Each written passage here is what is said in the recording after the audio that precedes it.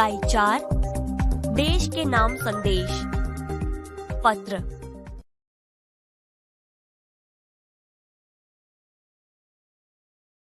विद्यार्थी मित्रों, हमने पत्र के बारे में जाना है। यहाँ पर अपनी बात भेजने का एक अन्य माध्यम है, ईमेल इसकी बात है। यहाँ हमारे देश के पूर्व राष्ट्रपति एवं missile man doctor Abdul Pakir Jainulabdeen Abdul Kalam ने नई दिल्ली से 19 मई 2005 के दिन "क्या आपके पास देश के लिए 10 मिनट हैं?" नाम से देश के नागरिकों को ईमेल किया था, जिसे देशवासियों में देश भावना, कर्तव्य पालन का भाव विकसित हो और सब अपने देश को दिल से प्यार करेंगे। पत्र यहाँ से भेजा गया है। मातृछाया, ऊंची शेरी, गांव मेसपुरा, तहसील भाबर, जिला बनासकांठा, दिनांक 24/12/2011। किरण। प्रिय मित्र हर्ष, नमस्ते। मैं यहाँ सकुशल हूँ। आशा है वहाँ भी सभी सकुशल होंगे। तुम्हारा खत मिला, पढ़कर खुशी हुई। मैंने डॉक्टर अब्दुल कलाम का देशवासियों के नाम भेजा गया एक ईमेल पढ़ा, वही तुम्हारे लिए प्रेषित कर रहा हूँ।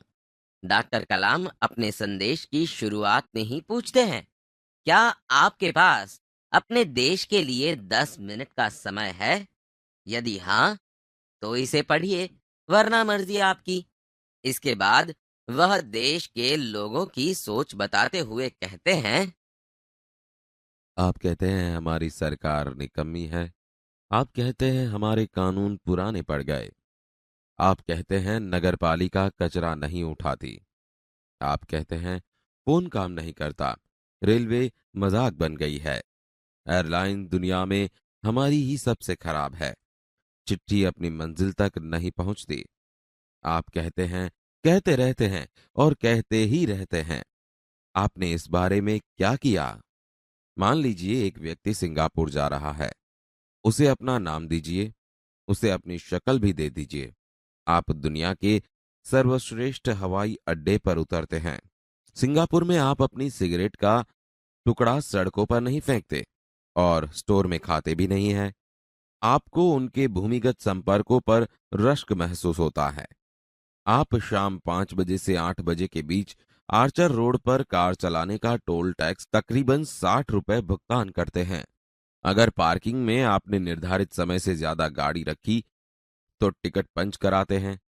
लेकिन आप सिंगापुर में कहते कुछ नहीं। कहते हैं क्या? दुबई में आप रमजान के दिनों में सार्वजनिक रूप से कुछ भी खाने का साहस नहीं करते। जिहाद में बिना सिर ढके बाहर नहीं निकलते। वाशिंगटन में आप 55 मील प्रति घंटा से ऊपर गाड़ी चलाने की हिमाकत नहीं करते और पलटकर सिपाही से यह भी नहीं कहते कि जानता है मैं कौन हूं, मैं फलां हूं और फलां मेरा बाप है। ऑस्ट्रेलिया, न्यूजीलैंड के समुद्र तटों पर आप खाली नारियल हवा में नहीं उछालते।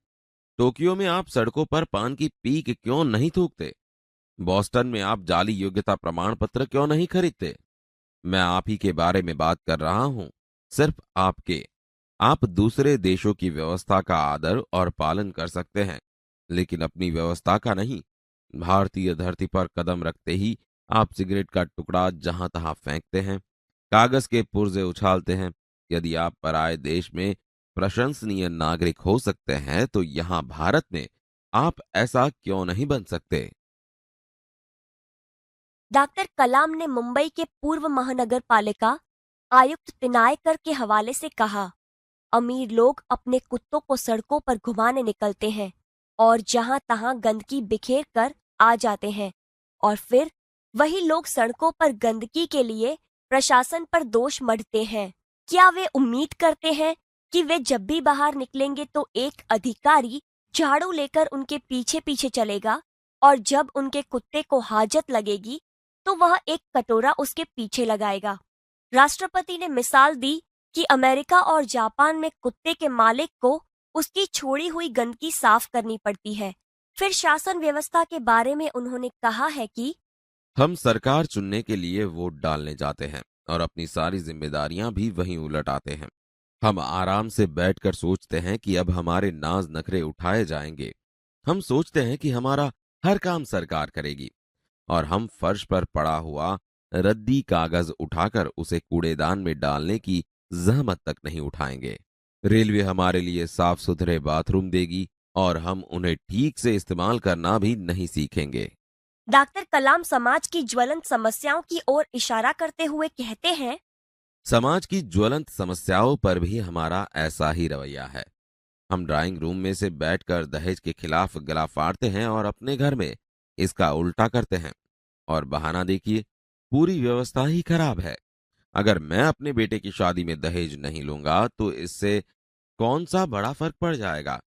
इस व्यवस्था को बदलेगा कौन? यह व्यवस्था है किसकी? आप आसानी से कह देंगे, व्यवस्था में शामिल है हमारे पड़ोसी, आसपास के घर, अन्य शहर, अन्य समुदाय और सरकार। लेकिन मैं और आप कतई नहीं।